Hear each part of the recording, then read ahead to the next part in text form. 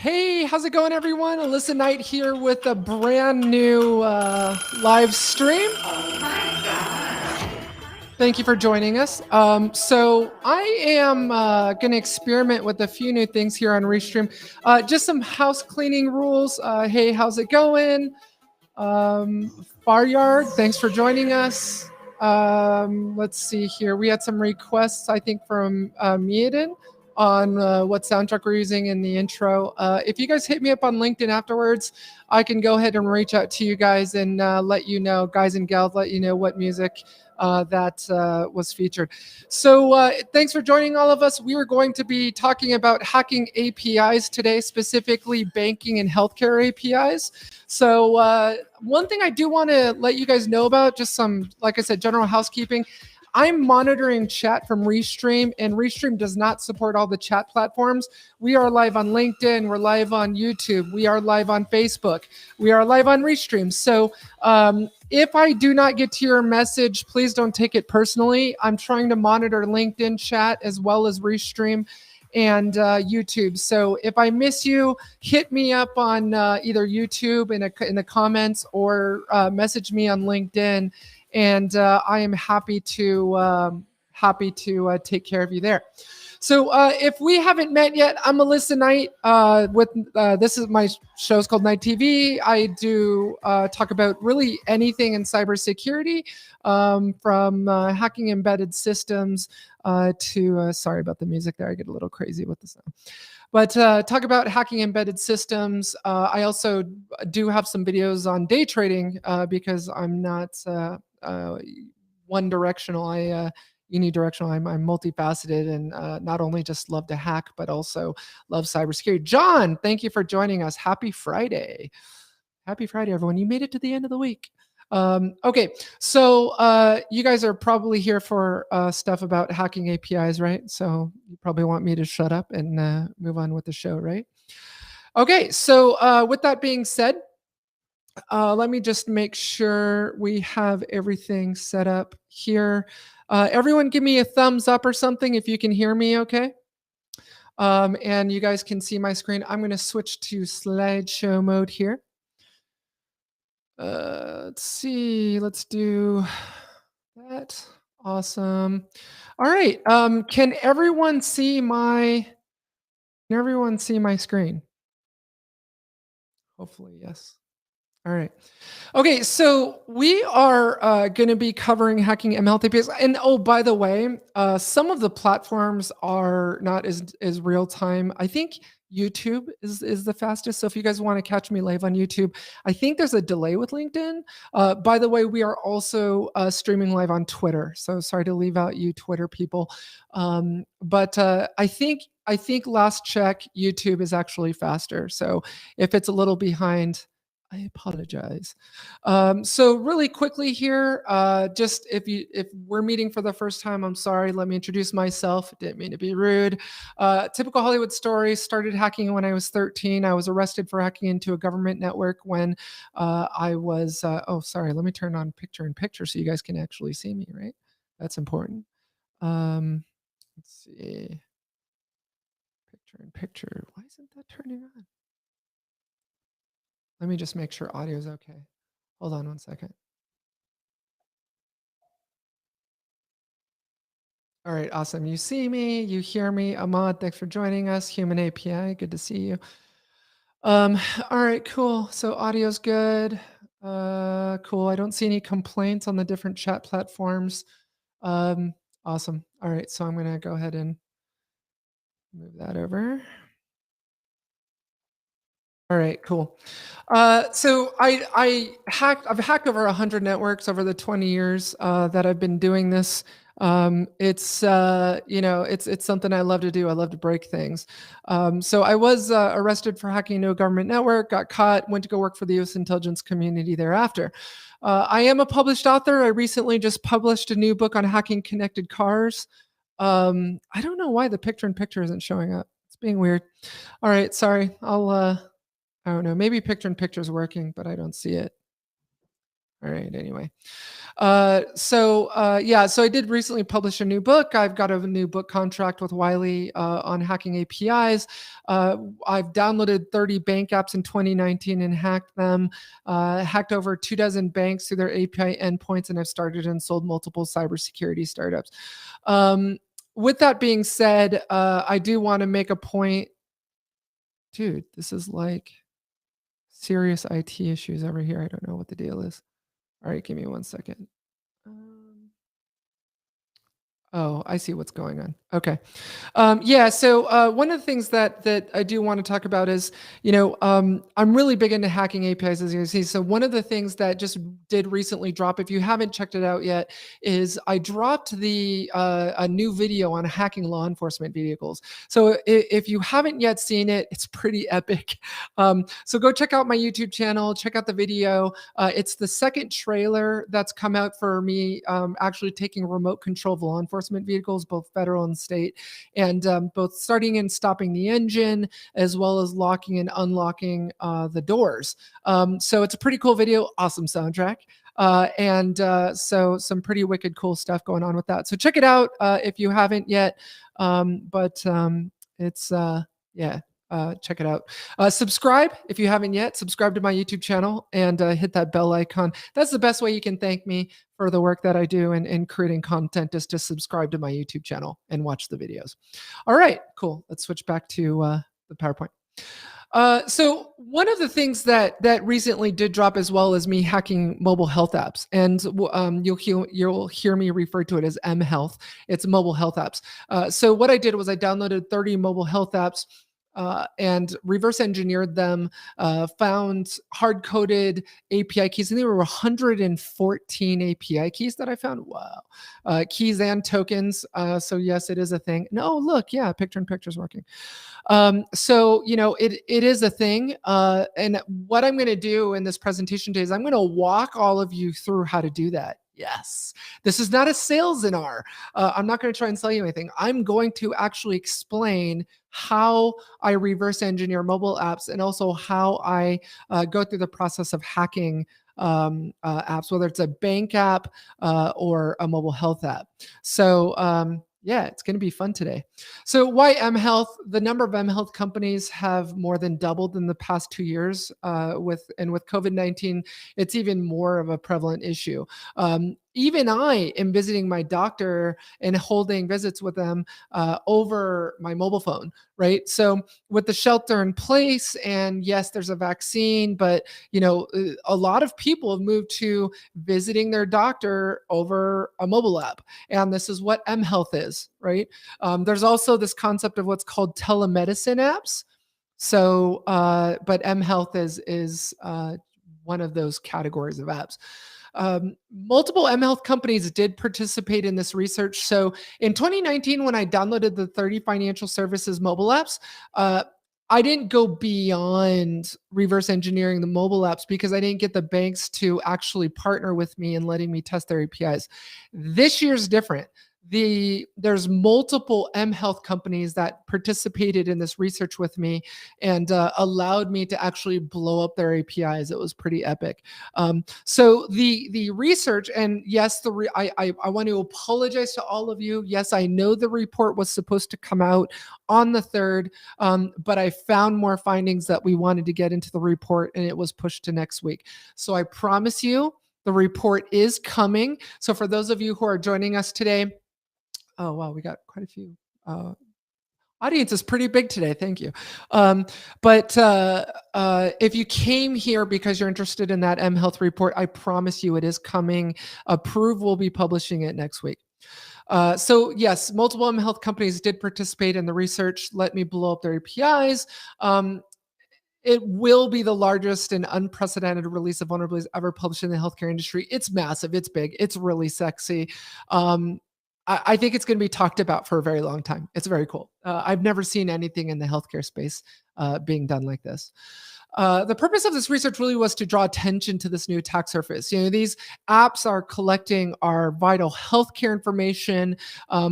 In this research, Spoiler alert, in this research, I was able to actually access other people's x-rays. I was able to access other people's medical records, their pathology reports. It was scary. It was really scary.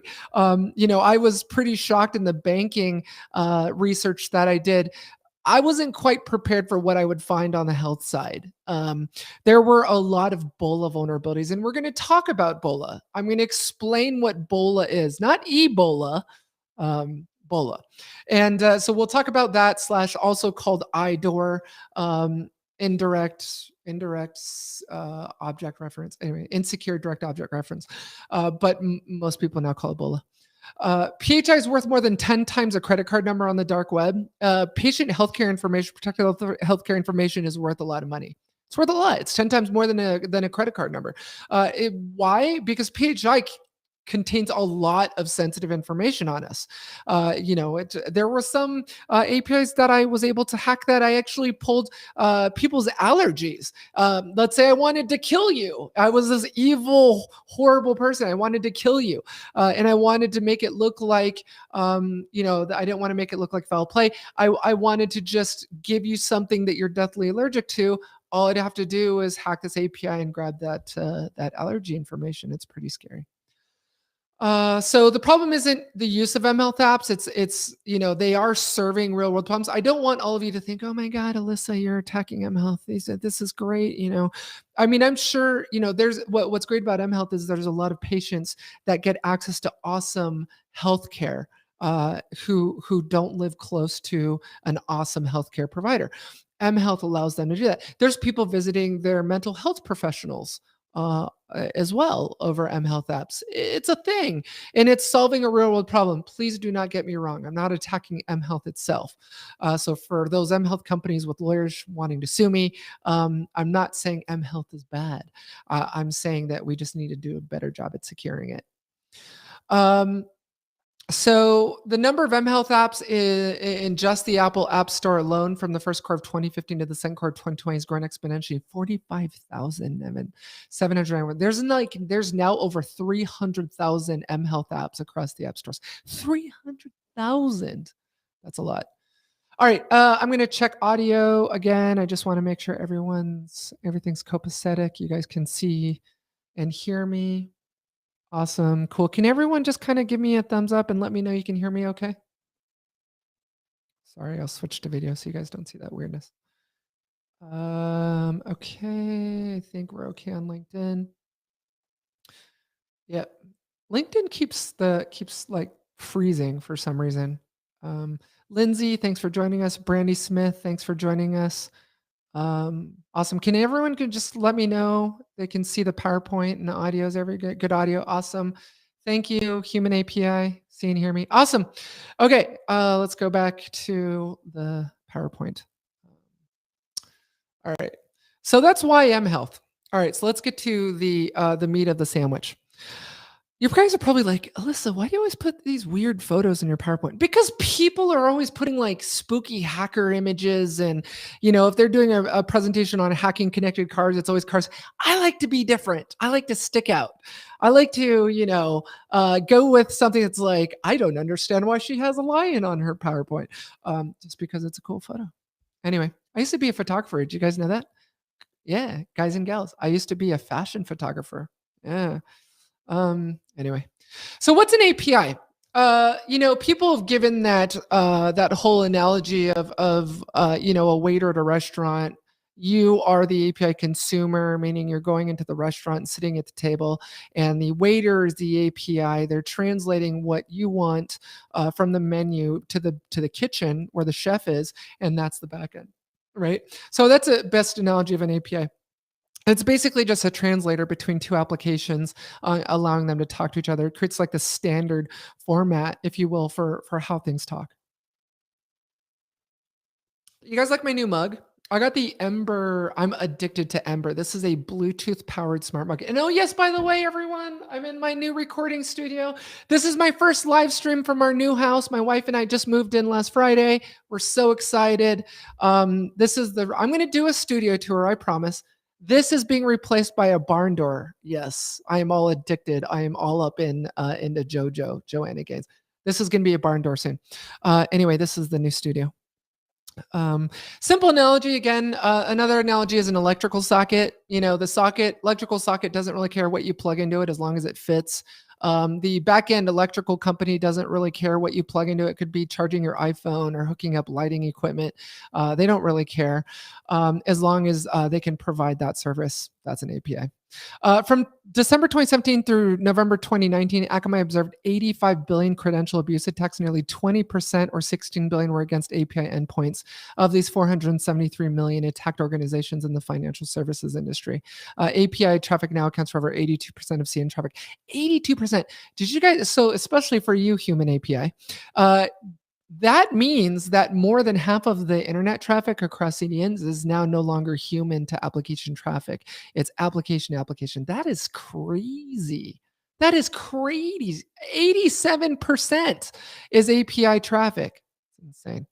Anyway, it's a big thing, and hackers are shifting their focus and attention to APIs. They're learning how to actually breach them, and now you will be one of them. I will teach you how to do that. Let's first talk about what BOLA is. I talked a little bit. It's my favorite vulnerability to breach, to compromise. I'm starting. I think I'm going to change my middle name to BOLA. Alyssa Bola Valentina Knight. APIs are typically not secured properly. I find that they're typically treated like web servers. Organizations are mistakenly trying to secure them like web servers. When APIs really are breached in a completely different way. Yes, there's SQL injection and some other stuff. But just because someone is authenticated, does that necessarily mean they're authorized to be able to request the data they're seeing? And a web application firewall isn't necessarily going to be able to detect that, right? Let's say, let's pick on someone. Let's pick on Rachel. Rachel, I'm logged in as me with my JOT token. Rachel's logged in with her as her JOT token. And all of a sudden, I find that there's a BOLA vulnerability, and I request her account information by specifying her account number in the URI request. I have a valid token. I've authenticated. I am an authenticated user. But because of a BOLA vulnerability, I'm requesting someone else's account information. So I'm going to show all of you how to identify those API requests, especially if, for example, you load the mobile app into a software application like MobSF to find those keys and find those API requests. In case they've obfuscated the code and you can't find that, I'm going to show you a way to get around that. The most common vulnerability, again, that I've found is BOLA. BOLA vulnerabilities exist when a user is able to read, modify, or delete data for another user they aren't authorized for. There's hard-coded API keys and tokens that I will show you. One of the weird things that I noticed about, sorry, I'm going to keep track of time here. One of the weird things about this in my research campaign of hacking financial services and fintech mobile apps, hacking mHealth mobile apps, I've found, oh, by the way, I want to give shout out to Approve. They were the one who sponsored the research. They are awesome. You got to go check out their website. They're an API security solution. A lot of companies will attempt to secure their mobile apps by just making sure it's not being run on a jailbroken or rooted device.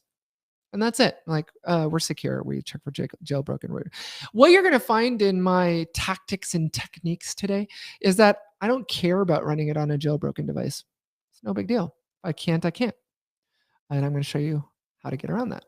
So let's talk about how to understand BOLA and how to find it. I like the coat check analogy in Shketty in a 2019, I think, blog talked about this, and it was a great analogy. Basically, you go to a party. Let's say Rachel and I are at a party. I'm going to continue to pick on you, Rachel. Rachel and I are at a party, and she checks in her coat in her expensive Louis Vuitton purse, and she gets a number. Let's say she gets 17. I check in my coat in my cheap Coach purse. I'm like, oh, that's a nice purse Rachel has. I'm going to steal it. So I take my number. Let's say she's 18. Sorry, I lied. Let's say she gets ticket number 18 and I get ticket number 17. I don't know why I'm given 17, but I get 17. And I go in there and I modify the ticket and I take a black Sharpie and I make that 7 into an 8. And then I take that ticket back to the coat check, and now my 18 matches Rachel's 18.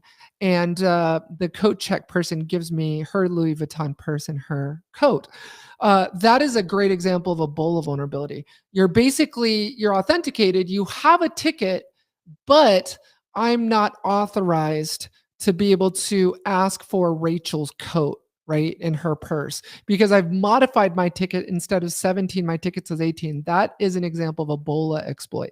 So if you look at the URI string under EG,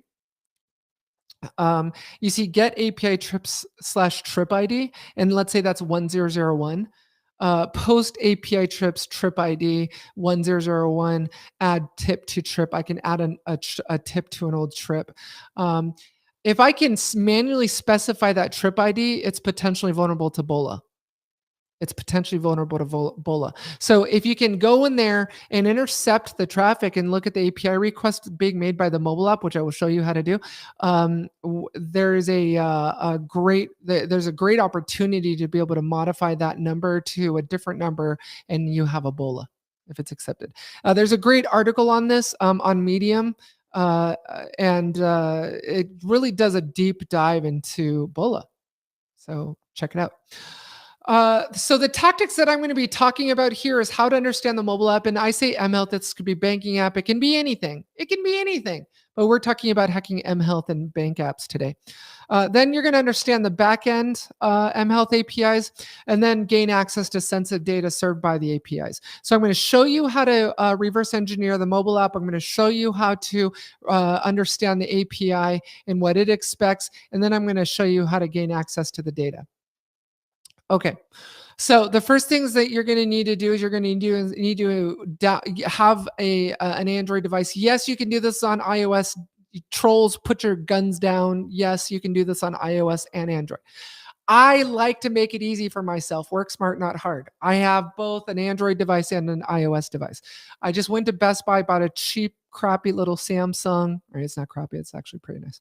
Little Samsung Galaxy.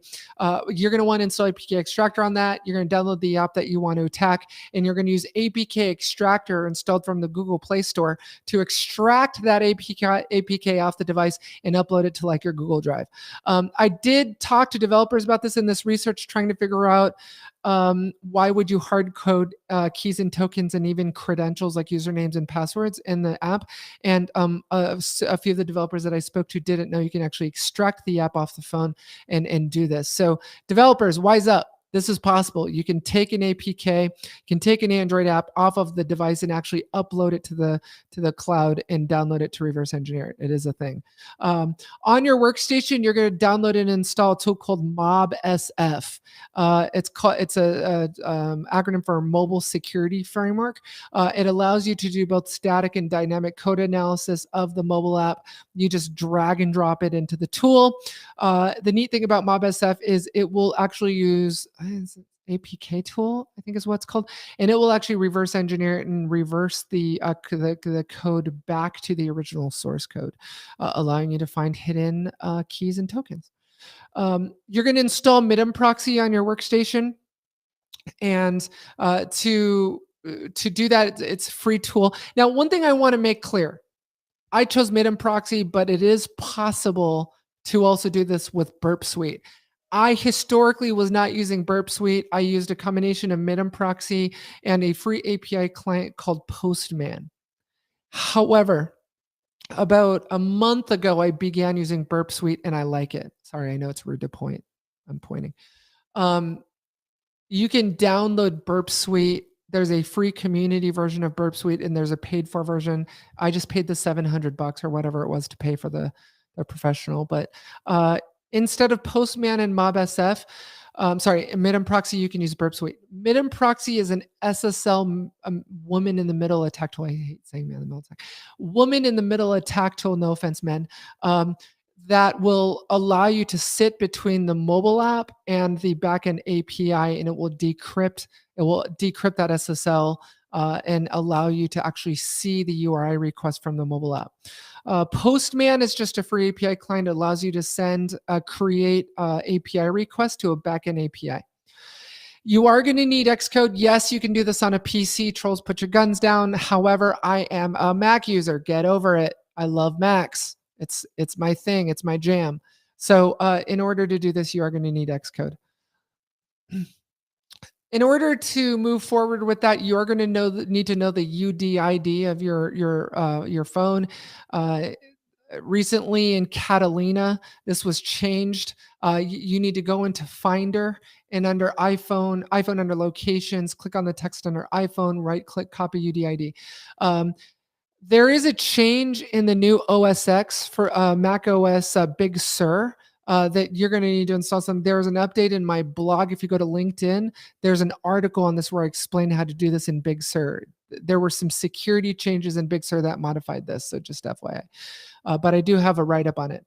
Turn your iPhone into a network interface on your Mac by using RVICTL. And here is a screenshot, everyone. This is what it looks like. So first you're going to do an if config. You can see, I'm going to point as if you guys can see my screen, but if config -L, and then you can see all my network interfaces. And then once I run RVICTL -S, and then you copy and paste the UDID right there, it then turns your iPhone into a NIC on your Mac. And so what does this do, everyone? It allows you to run Wireshark and sniff all the traffic, or any other tool to sniff all the traffic going from your phone out. It's really cool. Play with it. You can do this on a PC. Again, I'm not going to provide those instructions. You guys can go Google it. It's really easy to do. This is the network interdiction portion. On a Mac, you're going to install Homebrew, and you can simply do that by running Ruby -E and then this curl statement to install Homebrew. Homebrew is just like a package manager, like Red Hat has RPM, or sorry, Red Hat, what's it called? Red Carpet. I can't remember. Anyway, it's a package manager. It's like apt-get. So it allows you to install packages on Mac. So you install minim proxy. Those are the commands to do that. Then you need to turn proxy on your phone. You can do this with an Android as well.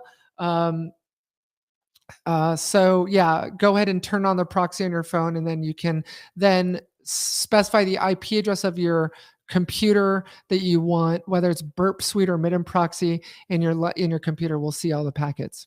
And because you're running minim proxy or because you're running Burp Suite, it should decode it. However, some of the apps will implement certificate pinning. So if it's pinned, there are ways around that. I won't get into that. There are great write-ups on it. But a lot of the things that I found is a lot of developers are really freaked out about bricking their app in case a certificate expires. Certificate management is a real pain in pinning. So a lot of banks, a lot of mHealth companies don't do it. I think I ran into one app that was pinned out of the 30. One app. That's it. So it is a thing. Keep an eye out for it. If for any reason you get a network error when trying to log in and you're using minim proxy or Burp Suite, it's because they're pinning. However, one of the things I found out is that some of the apps that did implement pinning only did it at the login. So what I did was I disabled the proxy on my phone, logged in, and then turned the proxy back on, and it worked. All right, so these are the techniques. Download the target app, install APK extractor, install MobSF, extract the APKs off the Android device, reverse engineer with MobSF, look for those hard-coded keys and tokens, look for API secrets. I did actually find hard-coded credentials in a lot of apps. Yes, hard-coded usernames and passwords. It's a thing. Look for them. MobSF will actually give you a really sexy, pretty GUI to look for these kind of things. So just an FYI, you can actually look for passwords too. I like to use grep. I performed a grep at the command line in the uploads directory where MobSF decodes and extracts them to. So try it out. I like to use grep. You can use MobSF. However, don't rely completely on MobSF. MobSF will do a best possible guess it can to find the keys and tokens and passwords, but don't rely solely on it. It's a great thing to just fire up the command line and run grep. Connect your phone to your computer, add it as a new network interface, interdict the traffic, and then manipulate the API calls in Postman or use repeater in Burp Suite. I will do a video on Burp Suite. Yes, for all of those out there who want to know how to attack APIs using Burp Suite, I am doing a video on it. All right, I'm going to check in with everybody. How is everyone doing? Everyone's good on audio. Hey, thank you for calling me beautiful. Thanks for joining us, Steph. PI Aviation. Hey, Paul, how are you? It's good to see you. Thanks for always keeping up with me. Paul used to work for me. He's amazing, amazing, and also an amazing pilot. He's actually a pilot, believe it or not. Not just an amazing coder, but a great pilot. Cool. Everyone can see me. Let's see. Human API, you want to go to a party? Oh, that was the coat check comment, I think. I'm down for a party. Let's do a party. All right, let me check. Yeah, okay, cool. Awesome. So everyone's good. All right, I will switch back. All right. Cool. I don't know. I pay $15,000 for the new Mac Pro, and this thing, I swear to God, is slower than my iMac. Like, you see how slow it is to just like fire up a slideshow? I'm blaming Microsoft. I'm not blaming Apple for that. This thing is like fully loaded. It has like half a terabyte of RAM. Anyway, okay. So let's turn back on picture in picture. Hopefully, if you guys want me to move the picture in picture, I can move it. If you guys want to see the titles, I'll move it. It makes me really small, but anyway. Oh, sorry. I went too far. So this is just a quick summary of everything we did. We installed APK extractor. We installed MobSF. We went through that. Network interdiction was really simple. And then connect phone to computer and interdict the traffic. So how can we fix this? What are the things that we can do? Definitely take a look at Approve if you guys want to there. They actually are an SDK that you can actually compile with the mobile app. So they're more on the mobile app side of API security.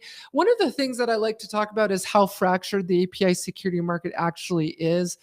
It's quite fractured. You've got API security gateways.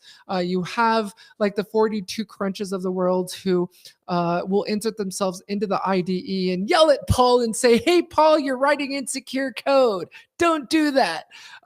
So it'll sit in the IDE, but Paul never writes insecure code. And will yell at the developer when they're doing something evil and bad, and then they will also you can import your Swagger file or open API file into it, and it will test the back end and make sure and see if the contract matches up with what the API supports.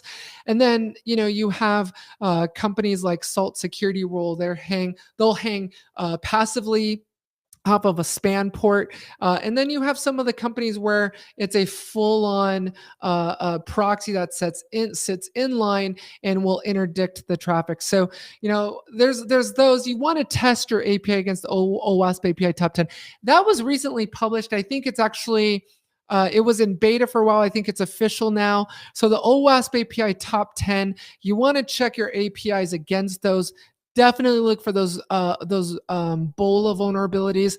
I'm not so convinced that scanners like Nessus, and feel free to chime in on the chat and let me know if you guys can keep me honest here, but I do not believe scanners can find BOLA vulnerabilities. I don't know how it would be able to, but let me know if you know of a tool that will let you that will actually check for BOLA. Authorization is just as important as authentication. Remember, authentication is something you know, something you have, something you are. It's these different multi-factors, whereas authorization is just because you're authenticated, just because you have a valid account, it doesn't mean you're authorized to do this. In the law enforcement vehicle hack, one of the things that I can tell you is that a lot of these apps, you have to have a valid token. You have to have a valid account. So, the fact that you have an account is the easiest part because you can easily create a free one. Where authorization vulnerabilities come in is where APIs are not validating that, okay, this person has a token, they must be fine, they must be legitimate. I don't have to check all of their requests to make sure they're authorized to do that. So definitely understand that there's a difference between authentication and authorization, and hack your own APIs. If you are hiring a penetration tester every year, make sure that it's not the same pen tester. They learn where the bodies are buried. They learn, they learn the keys to the kingdom. They know what to check, what not to check. Every year, you keep hiring the same person. Stop doing that. Bring in fresh blood. If myself and Paul are doing a penetration test of an API, it doesn't mean that we're going to both find the same things. Paul might find different vulnerabilities than I will as a penetration tester. I feel like penetration testing is very subjective. It's just like how I'll like an art piece or a painting that you think is totally ugly. It's just one of those things. So just a heads up, an FYI, two pen testers are not going to find the same vulnerabilities. So change it up. Hire a new pen tester every year. Hire me. Anyway, just kidding. Static and dynamic code analysis of your mobile apps. That's important. Just because you're doing a penetration test, you also should do both static and dynamic code analysis of your apps. It's important. Stop relying just on jailbroken device detection. That's stupid. You really, a lot of the really devastating attacks that are levied against APIs, you really don't need a jailbroken phone to do this stuff. I yes have it in there because I believe in multiple layers of security like an onion, but stop relying completely on that and saying, okay, job is done. We have certificate pinning, or we have geolocation. Geolocation, that's another thing. Several of the apps were just checking to make sure that you're in the country that they operate. There's a way to get around geolocation checks. It's called a VPN. So stop relying just on geolocation checking. Stop relying just on jailbroken device detection. Okay, so this is how you can reach me. Again, please, I beg of you, I will love you forever if you subscribe to my YouTube channel, and you hit that bell icon to be notified of new uploads. I do live streams every week. I do a new video every week.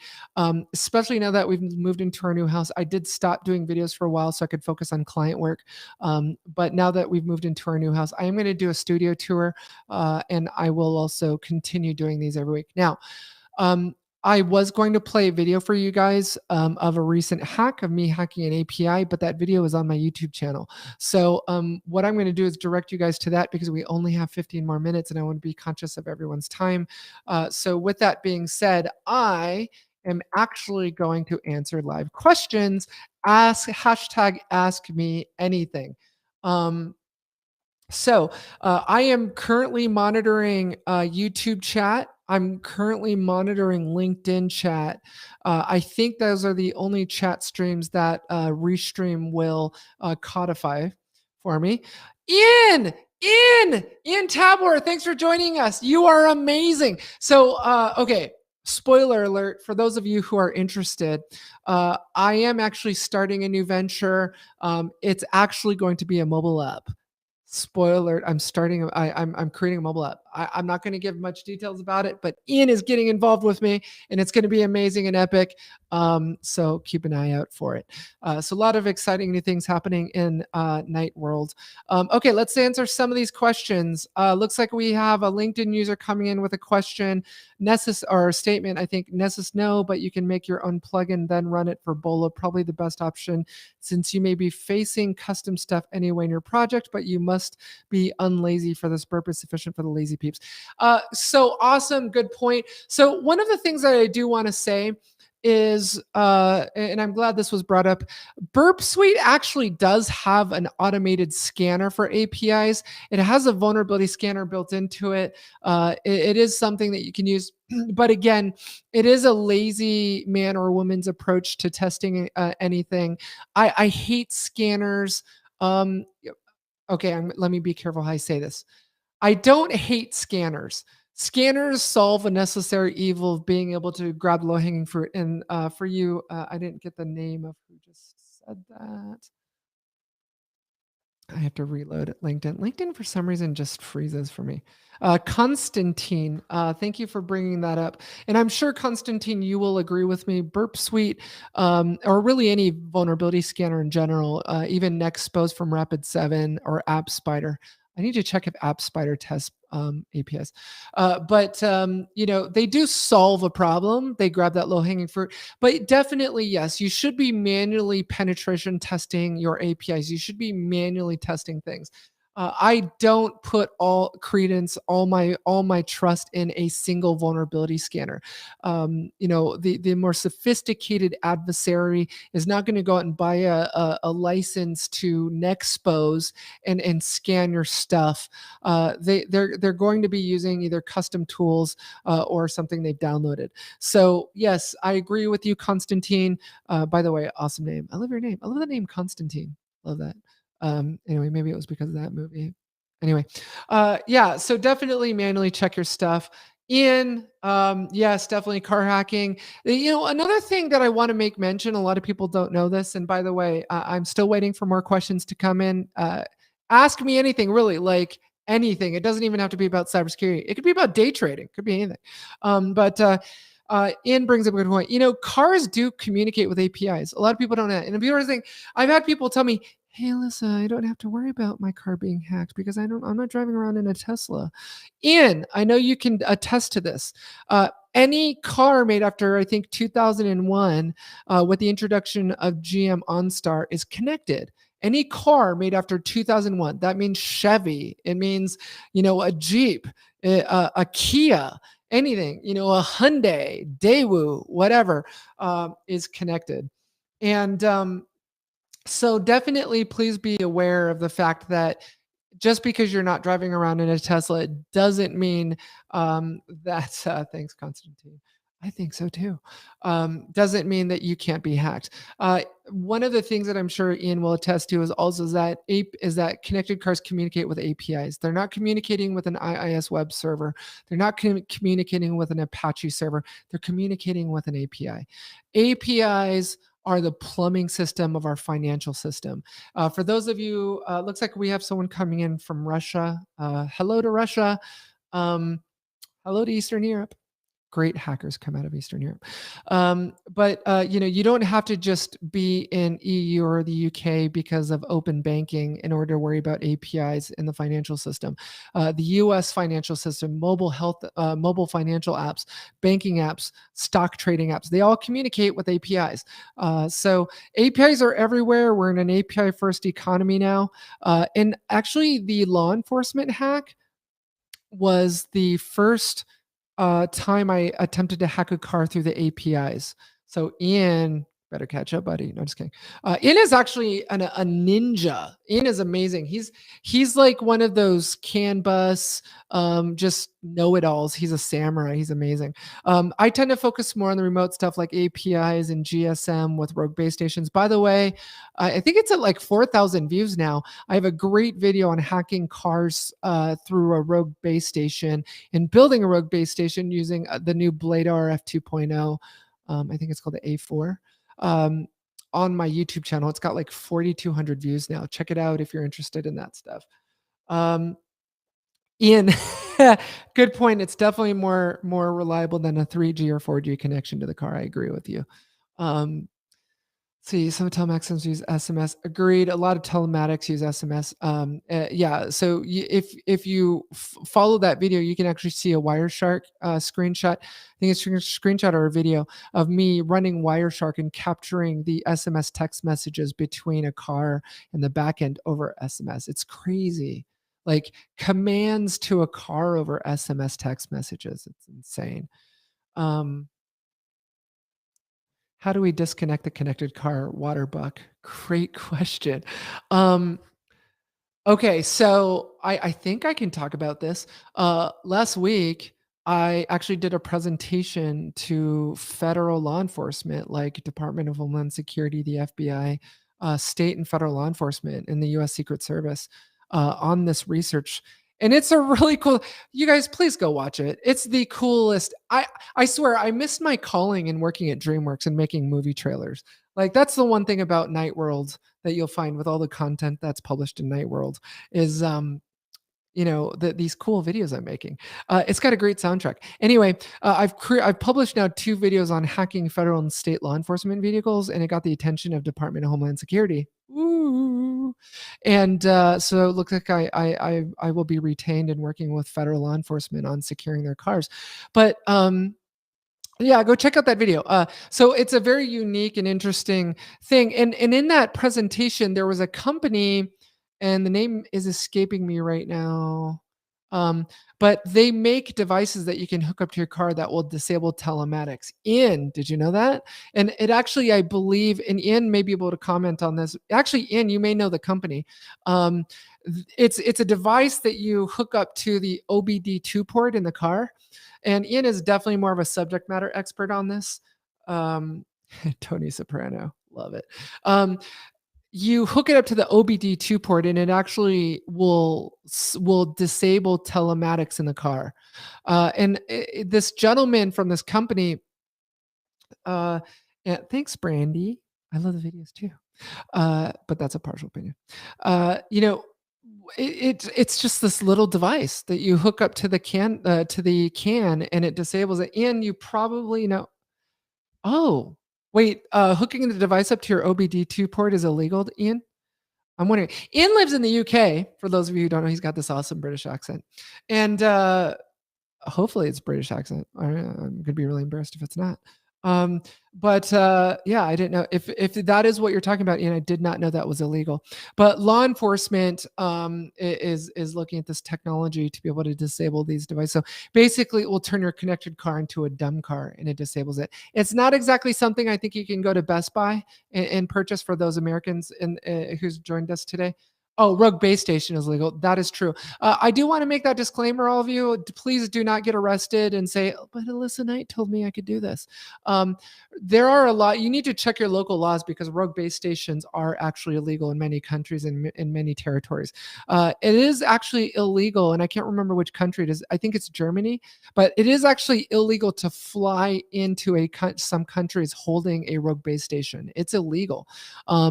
They're very disruptive, especially if you don't know what you're doing, where you're projecting especially the SDRs that you can buy today, like the Blade RF, can put out very strong signals, causing every local cell phone and even emergency services, everything to connect to your local Rogue Base Station. So please don't do it and then get arrested and say, but Alyssa Knight told me I could do this.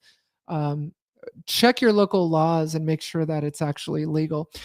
So we are in our final 4 minutes here. In the next live stream or video, I haven't decided yet, I will actually walk through everything we did in the PowerPoint today. I will actually walk through it. I will share my screen, and you guys can watch me do this live in real time. So the potential for something to not work, for those of you who like watching those kind of videos, like, she didn't get it working. It worked before the live stream, and now it's not working. So I will be doing that and walking through it, setting it up, doing the network interdiction of the packets, and showing you how to grab those API requests and then throw those into Postman. I need to be careful because I am going to have to use a real app for that. So I'm going to have to use an app that maybe the company won't be too angry about me using. So I need to put some thought around that because I'm not going to be able to blur it in real time. So there are some apps. Oh, by the way, there's a video that I posted to my YouTube channel of me hacking a European bank. Check it out. It's wicked. It's very wicked. And it actually walks through, I record my screen of actually walking through and interdicting that traffic and actually changing PIN codes for bank customers, moving money around. It's pretty epic. So check it out. God, I keep getting lipstick on my microphone. All right, cool. I don't see any new questions. I love all of you. Thank you for being loyal supporters of my content.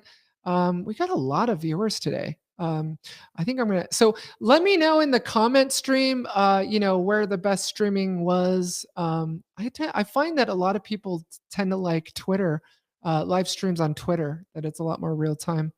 Okay, so I will put us out with some awesome music going on here.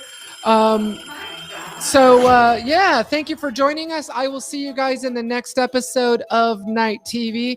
Let me know in the comments if you guys prefer live streams, if you prefer the pre-recorded videos, or if you just like to experience the listen night magic in real time. So you guys have a great day. Take care of yourselves and each other, and I will see you in the next episode of Night TV.